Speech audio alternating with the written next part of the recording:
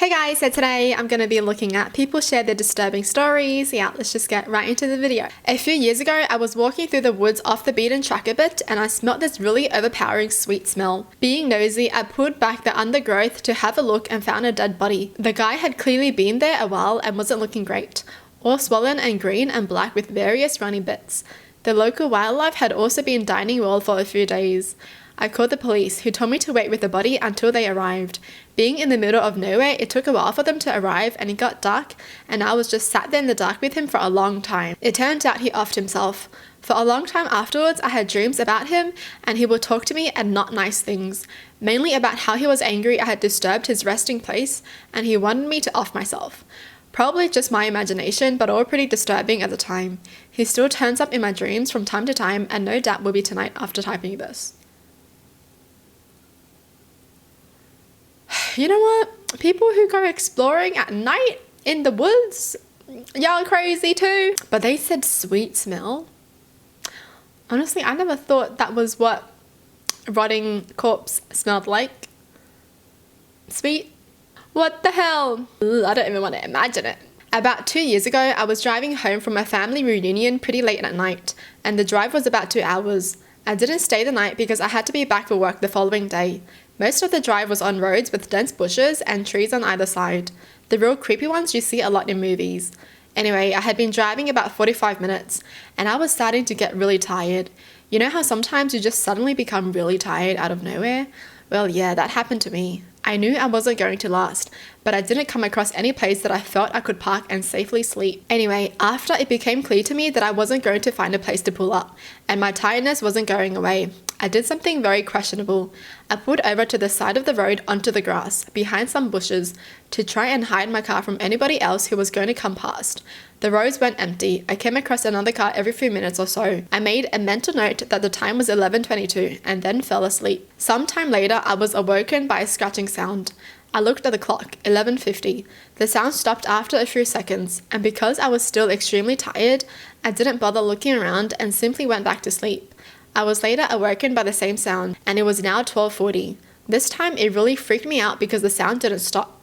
The thought ran across my mind that it was just an animal inspecting the car, but why would it return almost after an hour after it had left the previous time? I looked in my rear view mirror and just managed to catch a glimpse of something running away into the forest. Now, at the time, I thought it was a damn hook killer. You know, the one that scratched that couple's car and then slaughtered the guy when he got out to investigate? F that, I thought to myself, so I got the hell out of there. There was a bend no more than 100 yards up the road, and as I came around it, there was a car parked off to the side of the road with the driver's side door open. I slowed down just to look to see if anyone was in there. There wasn't.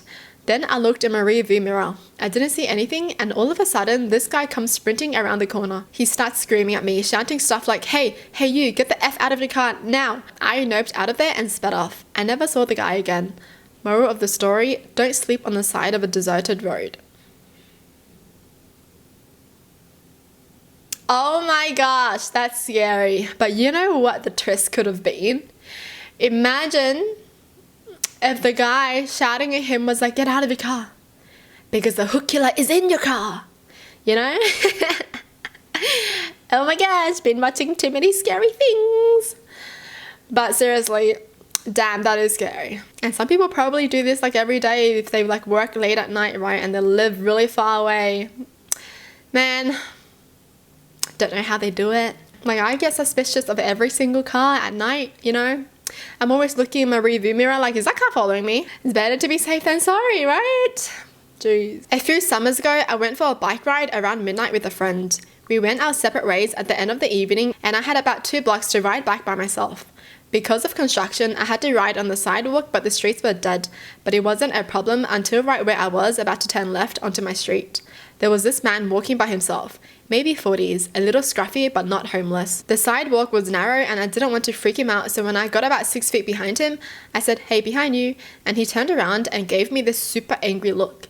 I turned down my street and he started to follow me, literally screaming about how I was a cunt and he was going to kill me and all that. I live right off the corner and I didn't want him to figure that out, so I decided to do another loop around the block.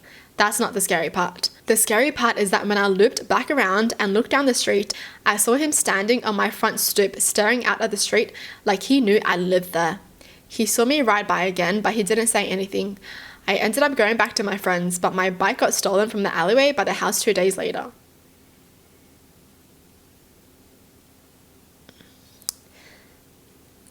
What the hell? That is scary. Holy shit. Imagine doing that. Like, you're like, okay, I'm not gonna let him figure out where I live. And then you come back around and he's right in front of your house. Huh. Maybe that was like his neighbor or something. The one neighbor that does all the snooping and looks out his window all the time, but he never comes out, so you don't really know him, but he knows everyone. That's me. So I was sleeping, and in the middle of the dream, the character of my dream who was doing something turned ahead, looked at me very seriously and said, "There's someone in your apartment, wake up." I nearly had a goddamn heart attack and my apartment was empty. Nah, your apartment is not empty. That's a sign that your apartment is not empty. It's like your subconsciousness is trying to tell you something, but you're just not listening. You didn't search everywhere. I had awesome parents who let me sleep in the living room on weekend nights when I was very young because my sister was a light sleeper and I could stay up until dawn. But of course, I always end up sleeping on the couch because Nick at night made me tired. So one night I wake up to the prickly feeling, like an instinct, just bolted onto a sitting position and stared out the front window. We lived in rural Georgia, so you can imagine the magnitude of trees. In perfect light cast from the moon, I see a silhouette of someone in this tree. The family dog dashes to the window and is snarling into the glass.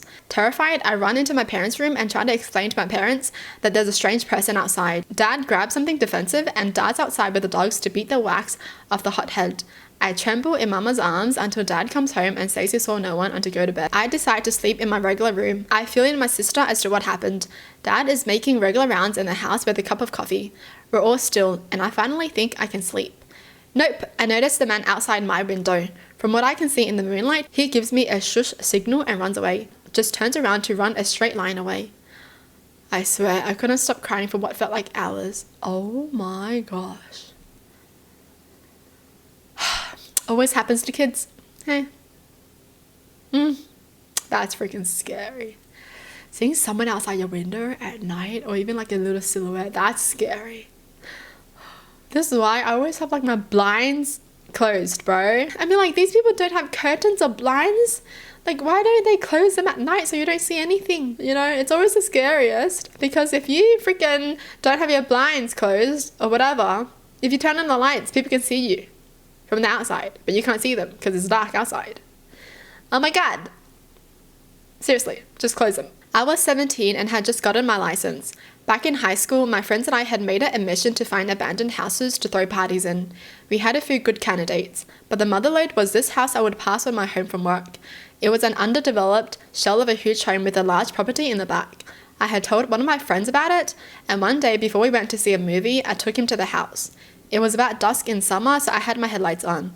I pulled into the front of the house and we were there for like 10-second tops before we pulled back to go to the main road. A minute later, this big truck pulls up behind us with its high beams on and riding our ass. My friend and I took note of it, but paid it no mind as we headed back to the main road. At the light, I turned right, but the truck cut through the gas station at the corner and blocked us off. Out of the truck comes this big hulk of a man and my friend and I are shitting our pants. He raps on the window and I roll it down.